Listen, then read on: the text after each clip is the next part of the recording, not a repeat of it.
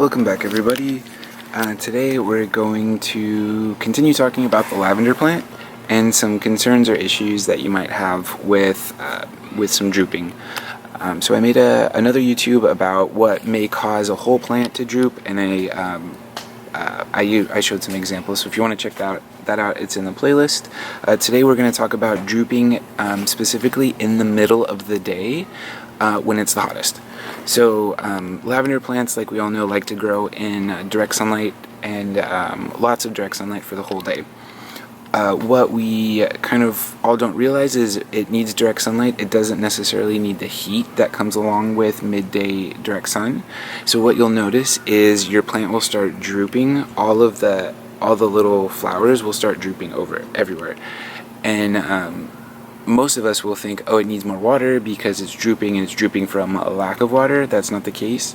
What's happening when the plant droops in the middle of the day is that it's drooping from heat stress, meaning that it's getting a lot of direct sunlight, which is good, but the heat, it's becoming too hot and the soil is heating up.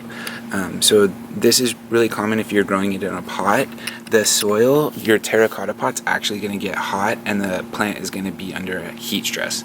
So first thing you want to do is you don't want to water it. A lot of us our first reaction is to see something drooping and to be like, okay, we need to water it. This isn't the case. It's really just under heat stress. So really what you could do is you could just leave it, and then at night you'll notice it's going to perk back up, but over time it's not great for the plant. So what you want to do is you want to figure out a way to keep the soil cool. And you can do mulch, or you can put it in another pot so that it protects the soil and that the leaves are still getting full sun but the soil is protected.